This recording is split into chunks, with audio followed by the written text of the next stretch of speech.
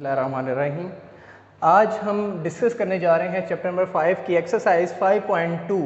5.2 का question number 3 discuss करेंगे सबसे पहले, चूँकि हमने इससे पहले वीडियो में इसका क्वेश्चन नंबर 1 और क्वेश्चन नंबर 2 डिस्कस कर लिया हुआ था। अब क्वेश्चन नंबर 3 को डिस्कस करें, इसका पार्ट नंबर 1। पार्ट नंबर 1 में आपके पास वैल्यू दी हुई है 4x² + 12x + 5। इसकी हमने करनी है फैक्टराइजेशन। फैक्टराइजेशन के हमारे पास 3 सिंपल स्टेप्स होते हैं। 3 सिंपल स्टेप्स में क्या हम करेंगे, फर्स्ट वैल्यू को मल्टीप्लाई करवाएंगे लास्ट वैल्यू के साथ। अगर फर्स्ट वैल्यू यहाँ पर हमारे पास 4x² है, इसको 5 के साथ मल्टीप्लाई करवाते हैं तो हमारे पास 20x² आ जाता है। फिर नेक्स्ट हमने क्या करना है, मिडिल वैल्यू लिखना है। मिडिल वैल्यू हमारे पास क्या है, 12x। अब 12x में से ऐसी दो वैल्यूज निकालेंगे जिनको मल्टीप्लाई करवाने से हमारे पास क्या है, 20। अब 10 को 2 से मल्टीप्लाई करवाया जाए तो हमारे पास क्या आता है, 20। और ऐसी वैल्यू भी हमने रखनी है जिनको ऐड करवाने से दोबारा 12 बन जाए। अब ये दो वैल्यूज पूरी वैल्यू को सॉल्व कर रही है, जैसे कि 10 को 2 में ऐड किया जाए 12 भी बनता है और मल्टीप्लाई किया जाए 20 भी बन रहा है। इट्स मीन ये हमारे पास मिडल वैल्यूज बन गई। यहाँ पे हम 12x के लिए लिख देंगे 10x + 2x। इन दोनों में से कॉमन क्या आ रहा है, हमारे पास 2x कॉमन आ रहा है, जैसे कि इसके अंदर भी 2 अवेलेबल है और इसमें भी 2 अवेलेबल है। 2 कॉमन आ गया, x भी दोनों के अंदर अवेलेबल है तो x कॉमन आ जाएगा। 2x हमने कॉमन ले लिया, यहाँ पे सिंपली 2x और 2 5 10 होता है तो 5 बच जाएगा। इस वैल्यू में से एक कॉमन नहीं आ रहा है, और जिस वैल्यू में से कॉमन ना आ रहा हो तो हम उसमें क्या करते हैं, सिंपली 1 कॉमन ले लेते हैं। 1 कॉमन लेंगे तो हमारे पास क्या बच जाएगा, 2x + 5। 2x + 5 बच जाएगा। बाकी सिंपली हम देखते हैं, हमारे पास 2x + 5 कॉमन आ रहा है, 2x + 1 ये हमारे जो वैल्यू बच गई हमारा सिंपली आंसर होगा। नेक्स्ट हम इसी क्वेश्चन का पार्ट नंबर 8 डिस्कस करते हैं। पार्ट नंबर 8 के अंदर 5x - 1/x² + 4 5x - 1/x + 4 होगा। इसमें हम देखेंगे, चूँकि इसको सॉल्व करना बड़ा डिफिकल्ट है तो हम करेंगे क्या कि ये पूरी वैल्यू है 5x - 1/x, इसको लेट कर लेंगे, ये y के इक्वल है। अब जहाँ पे 5x - 1/x होगा वहाँ पे y आ जाएगा, इसका स्क्वायर था तो y का स्क्वायर हो गया, इसकी जगह भी क्या आ जाएगा, y। अब हमारे पास एक क्वाड्रेटिक इक्वेशन बन गई y² + 4y + 4। इसकी फैक्टराइजेशन करेंगे, फर्स्ट 2 वैल्यूज को मल्टीप्लाई करवाया, 4y का स्क्वायर आ गया। अब मिडिल वैल्यू में से ऐसी दो वैल्यूज निकालनी जिनको मल्टीप्लाई करवाने से हमारे पास क्या है, 4, और ऐड करवाने से भी क्या है, 4। तो वो हमारे पास 2y और 2y होगा। इन दोनों को ऐड करवाया जाए 4 बनता है, और मल्टीप्लाई करवाया जाए 4y का स्क्वायर बनता है। यानी कि दोनों कंडीशंस में अप्लाई हो रही हैं तो ये इसकी मिड वैल्यूज होंगी। यहाँ इसको मिड टर्म ब्रेकिंग भी कहते हैं या फैक्टराइजेशन कहते हैं। इसमें से कॉमन क्या आएगा, y कॉमन आ जाएगा तो y + 2 बच गया। इसमें से कॉमन क्या आ रहा है, 2 कॉमन आएगा तो 2 2 * 4 होता है तो y + 2 यहाँ से भी बच गया। अब इसमें से कॉमन वैल्यू y + 2 कॉमन आ गया, बाकी हमारे पास क्या बचा, y + 2। जो हमने लेट किया था y की वैल्यू को वो यहाँ पे सिंपली पुट करेंगे। y की वैल्यू हमारे पास थी 5x - 1/x, y की जगह आ जाएगा 5x - 1/x। और इसी तरह यहाँ पे हमारे पास y है, यहाँ पे भी आ जाएगा 5x - 1/x, और 2 एज इट इज़, इसका 2 एज इट इज़ आ गया और इसका 2 भी एज इट इज़ आ गया। ये हमारे पास सिंपली आंसर है। और क्वेश्चन नंबर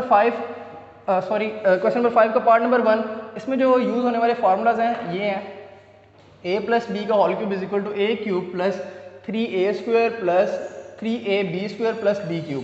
और इसी तरह a - b का होल क्यूब होता है a³ + 3a²b - 3ab² - b³।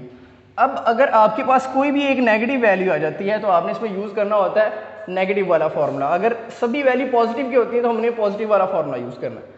चूँकि एक वैल्यू भी नेगेटिव की आ जाए, इसमें एक वैल्यू नेगेटिव की आ गई तो हम नेगेटिव वाला फार्मूला यहाँ पे पुट कर देंगे।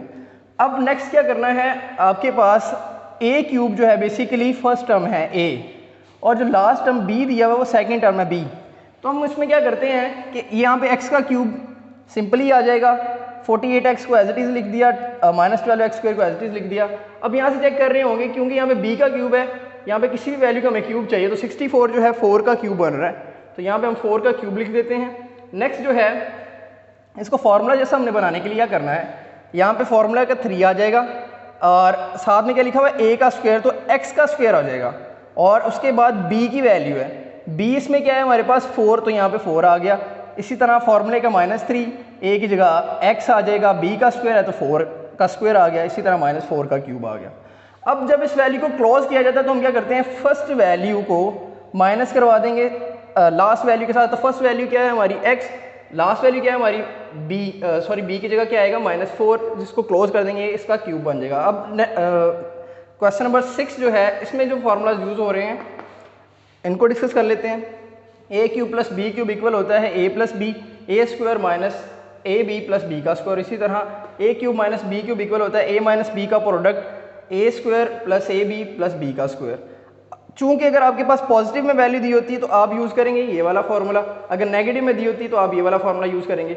अब जो है पॉजिटिव में दी हुई इट्स मीन पॉजिटिव का फार्मूला यूज़ करते हैं जो कि इक्वल है A cube plus B cube plus A is equal to A plus B A square minus A B plus B का स्क्वायर। अब ए क्यूब बनाने के लिए यानी कि हमें फर्स्ट वैल्यू का क्यूब चाहिए, 27 है तो किसका क्यूब बनेगा, 3 का क्यूब बनेगा, और b जो है आपके पास 8x का क्यूब है तो इस मीन 2x का क्यूब बनेगा। अब इसको फॉर्मूला में पुट करेंगे, जहाँ जहाँ a होगा वहाँ पे 3 आएगा, जहाँ b होगा वहाँ पे 2x आएगा। a की जगह लिख दिया 3, b की जगह आ गया 2x, यहाँ पे a का स्क्वायर इट्स मीन 3 का स्क्वायर हो जाएगा, a और b मल्टीप्लाई करें इस मीन 3 और 2x मल्टीप्लाई हो जाएंगे। इसी तरह जो हमारे पास b स्क्वायर है, b की जगह 2x है तो b 2x का स्क्वायर हो गया, 3 प्लस 2x आ जाएगा, 3 का स्क्वायर 9 आ गया, 3 2 6 और x एज इट इज़ आ जाएगा। इसी तरह जो हमारे पास 2x है इसका स्क्वायर लिया तो 2 का स्क्वायर 4 और x का स्क्वायर एज इट इज़ आ गया। नेक्स्ट जो है इसी क्वेश्चन के सेकंड पार्ट को सॉल्व करते हैं। इसमें नेगेटिव वाला फार्मूला लगेगा क्योंकि इनके दरमियान नेगेटिव का साइन है। हमने फार्मूला लिख दिया, फार्मूला लिखने के बाद ये किस वैल्यू का क्यूब बन सकता है, 5 का क्यूब बन सकता है, 5 का क्यूब आ जाएगा, और ये वाली वैल्यू 6 का क्यूब बन सकती है तो यहाँ पे 6 का क्यूब आ जाएगा। इट्स मीन हमारे पास a जो है यहाँ पे है 5x और b जो है हमारे पास 6y है, तो जहाँ जहाँ a होगा वहाँ पे 5x आएगा और जहाँ b होगा वहाँ पे क्या आएगा 6y।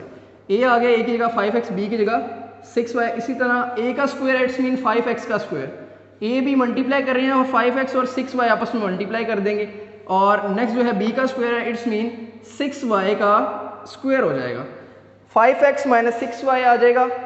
और इस तरह 5x का स्क्वायर आपके पास होता है 25x स्क्वायर, और 5x 6y से मल्टीप्लाई होगा तो 30xy आ जाएगा, और जो 6 का स्क्वायर होता है वो हमारे पास होता है 36, यहाँ पे आ जाएगा हमारे पास 36y का स्क्वायर।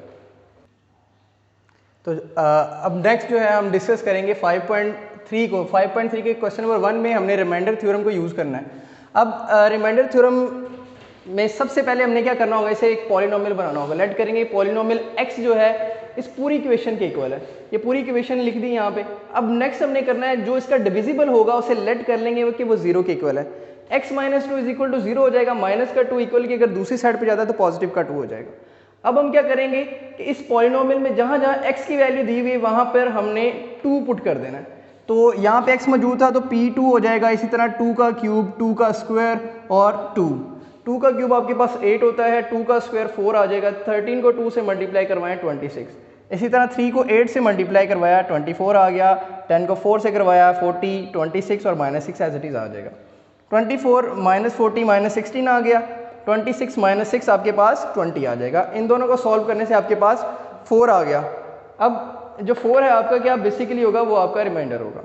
अब नेक्स्ट हम डिस्कस करेंगे क्वेश्चन नंबर 2 को। क्वेश्चन नंबर 2 में आपके पास वैल्यू दी हुई है, if x plus 2 is a factor of 3x square minus 4kx minus 4k square then find the value of k। यानी कि हमारे पास जो वैल्यू दी हुई है यहाँ पॉलिनोमियल दिया हुआ है, उससे हमने फाइंड करना है k की वैल्यू को।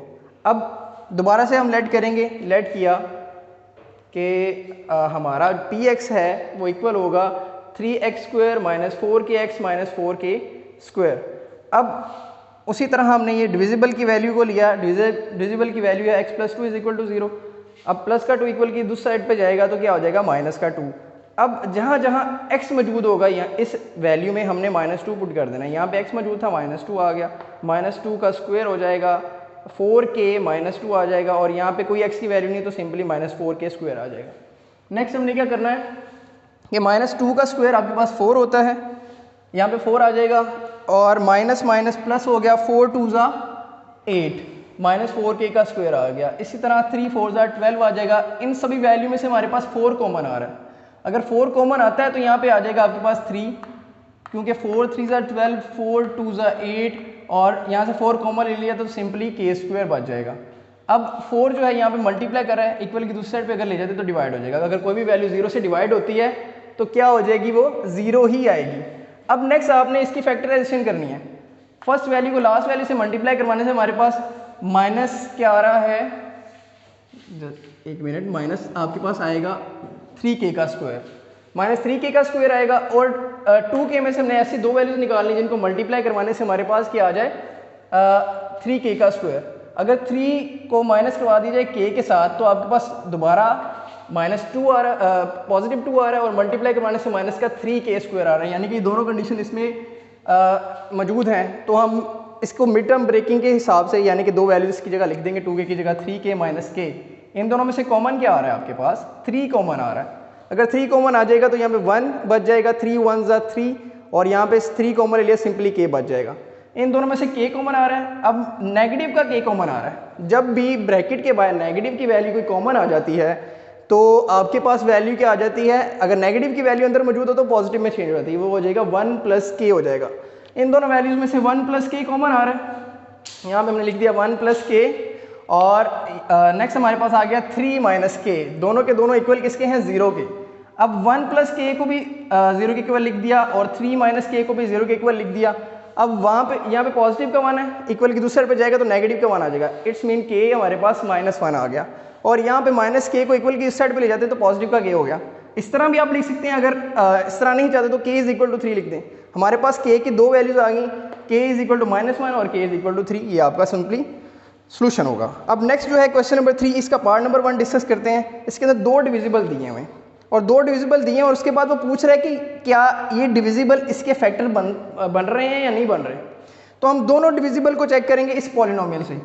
तो ये पॉलिनोमियल हमारे पास क्वेश्चन के अंदर ही गिवन होगा, जो कि हमारे पास इक्वल है px = x³ - 12x² + 44x - 48 और x - 2 = 0, यानी कि हमने फर्स्ट वैल्यू ली जो कि 0 के इक्वल लिख दी, यानी कि -2 इक्वल की दूसरी साइड पे गया तो पॉजिटिव का 2 हो गया। अब इसको डिस्कस कर रहे हैं, हम मालूम करेंगे ये वाकई फैक्टर बन रहा है या नहीं बन रहा। तो हमने जहाँ जहाँ x होगा वहाँ पे 2 लिख देना। 2 का क्यूब आपके पास 8 आ गया, 2 का स्क्वायर 4 आ गया, सिंपली 44 2 से मल्टीप्लाई 88 - 48 आ गया और 12 को अगर 4 से मल्टीप्लाई करवाते हैं तो आपके पास क्या आ जाता है 48। इस पूरी वैल्यू को सॉल्व करने के बाद हमारे पास जो वैल्यू है 0, अगर तो आपकी वैल्यू 0 आती है तो वो फैक्टर कहलाएगी, अगर आपकी वैल्यू 0 नहीं आती तो वो फैक्टर नहीं होगी। तो यहाँ पे आपके पास वैल्यू 0 आ गई तो हम कह सकते हैं कि ये जो पॉलिनोमियल हमने डिस्कस किया ये इसका फैक्टर है। अब नेक्स्ट हम डिस्कस करते हैं x - 3। x - 3 को डिस्कस कर रहे हैं जो कि 0 के इक्वल है। -3 इक्वल की दूसरी साइड पे जाएगा तो पॉजिटिव का 3 हो जाएगा। जहाँ जहाँ x मौजूद है वहाँ पे हमने 3 लिख देना है। 3 का क्यूब 27 आएगा, इसी तरह 3 का स्क्वायर और 3 का स्क्वायर 9 आ रहा है, 44 3 और 44 3 से मल्टीप्लाई होगा तो क्या आएगा आपके पास 132 और -48 आ जाएगा। 3 का क्यूब आपके पास क्या आ गया 27 और ये आपस में मल्टीप्लाई होने के बाद 108 + 132 - 48 आ जाएगा। इस सभी वैल्यू को सॉल्व करने के बाद हमारे पास वैल्यू बन गई 3, जो कि 0 के इक्वल नहीं है। अगर वैल्यू आपकी 0 के इक्वल होती तो फैक्टर थी, ये 0 के इक्वल नहीं है तो वो फैक्टर नहीं होगी, आप कहेंगे it is not a factor. और इसी के रिलेटेड हम क्वेश्चन नंबर 4 को डिस्कस करते हैं। क्वेश्चन नंबर 4 में आपने m की वैल्यू फाइंड करनी है। हमने डायरेक्ट सॉल्व करना शुरू कर दिया, हमारे पास px अवेलेबल होगा क्वेश्चन में। तो हमारे पास आ गया 4x का क्यूब -7x का स्क्वायर प्लस 6x - 3m। अब ये वाली वैल्यू भी गिवन होगी, मैंने क्वेश्चन सारा मेंशन नहीं किया बट मैं सॉल्व कर रहा हूँ इसे। तो इसके अंदर आपके पास दिया हुआ x + 2 = 0, प्लस का 2 इक्वल की दूसरी साइड पे जाएगा तो माइनस का 2 हो जाएगा। अब तो हमने x की जगह यहाँ पुट करना है -2, जहाँ जहाँ x की वैल्यू है वहाँ पे -2 पुट कर देंगे। यहाँ पे x का क्यूब था -2 का क्यूब हो गया, यहाँ पे x का स्क्वायर है -2 का स्क्वायर हो गया, इसी तरह यहाँ पे x मौजूद है, यहाँ पे -2 आ जाएगा और -3m एज इट इज़। और -2 का क्यूब आपके पास होता है -8, इसी तरह -2 का स्क्वायर आपके पास +4 हो जाएगा और -2 सिंपली एज इट इज़ लिख दिया और -3m आ गया। 4 को -8 से मल्टीप्लाई करवाते हैं तो -32 आ जाएगा, 7 को 4 से मल्टीप्लाई किया 28 और 6 को 2 से किया 12 आ गया और -3m आपके पास आ गया। इस पूरी वैल्यू को कैलकुलेट किया तो हमारे पास आ गया -72 और -3m। इनमें से कॉमन हमारे पास वैल्यू आ रही है -3। हमने -3 कॉमन ले लिया। जब भी नेगेटिव की वैल्यू कॉमन लेते हैं तो हमारे पास अगर ब्रैकेट के अंदर जो होगी साइन चेंज हो जाएंगे, माइनस के 3m है तो पॉजिटिव का चेंज हो जाएगा। तो -3 जो है मल्टीप्लाई कर रहा है इक्वल की दूसरे साइड पे जाके डिवाइड करवा देते हैं। अगर कोई भी वैल्यू 0 से डिवाइड हो तो वो सिंपली 0 के इक्वल ही होती है। अब यहाँ पे हमारे पास +24 बच गया था तो +24 इक्वल की दूसरी साइड पे लेके गए तो -24 बन गया। होप्स हो कि आपको समझ आ गई होगी इसकी।